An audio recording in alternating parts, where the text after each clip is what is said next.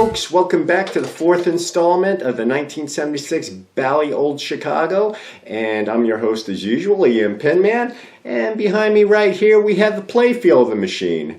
Now in the last video you saw that I went through the motorboard and we got that squared away, so this is the last big part of this machine that I'm going to be hitting on.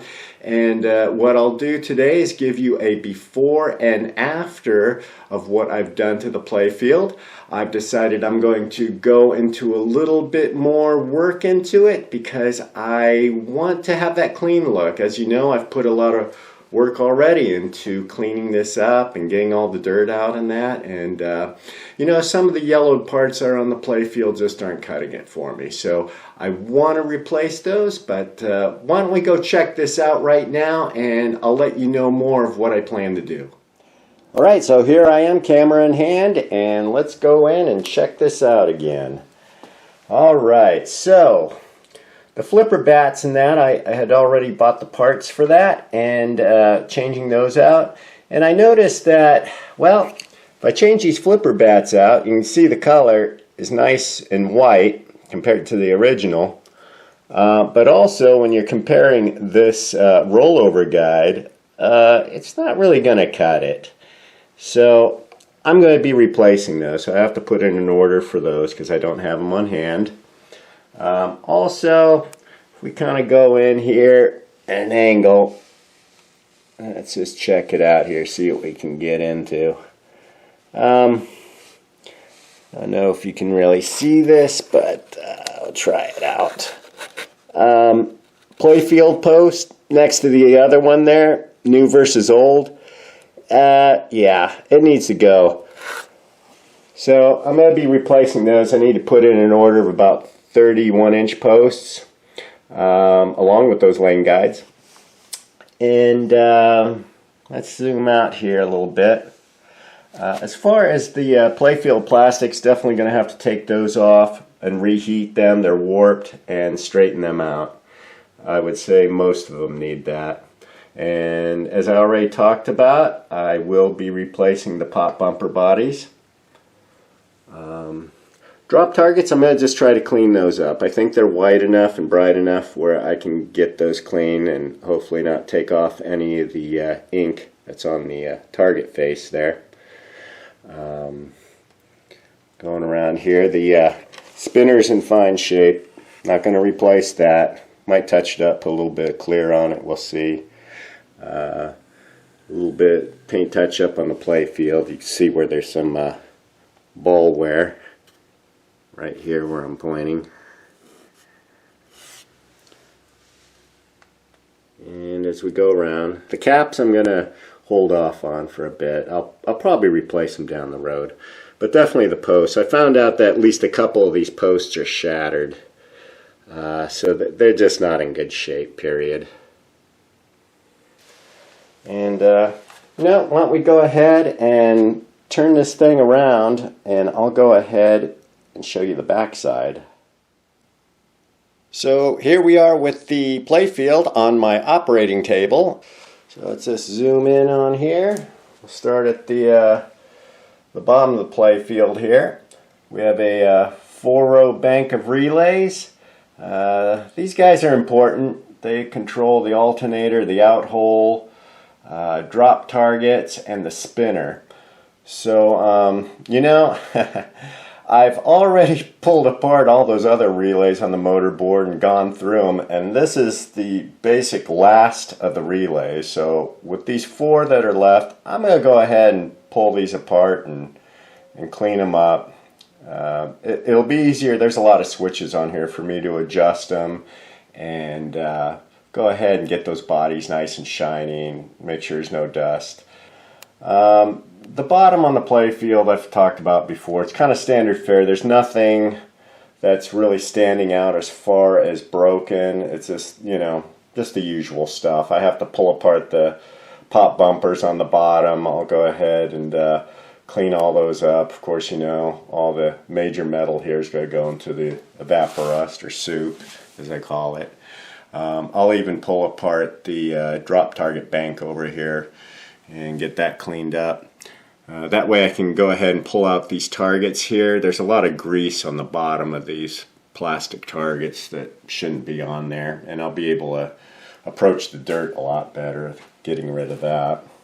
More metal here. As you can see, I got a little stepper unit here that I'll pull apart and rebuild. I actually used a score wheel for that. That's kind of something Williams also did on the bottom of their play fields with keeping track of bonus and that. I had a Williams triple strike and had 2 of these under there, I believe.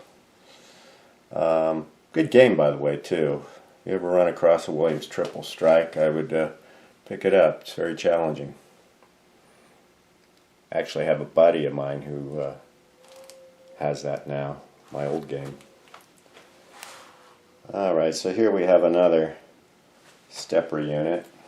So, like I said, just kind of standard stuff going on here. Tear it apart, rebuild. Flippers, I got a couple different coils there. I'm thinking this was the original.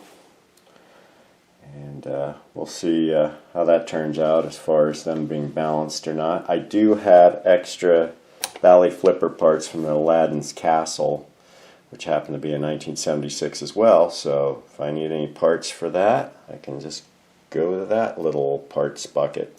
Here we have fuse holder. That thing's definitely shot. This whole end's not holding the fuse at all. So there you go.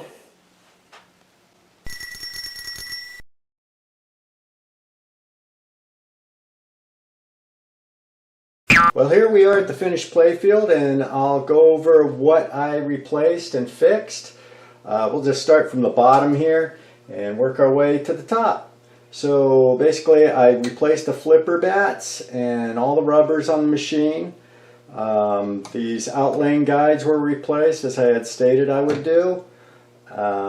The pop bumpers have been all rebuilt with new pop bumper bodies and skirts and everything else cleaned. These are the original caps. They're in good shape, so I did leave them. Cleaned up the playfield, as you can see, nice and waxed and shiny.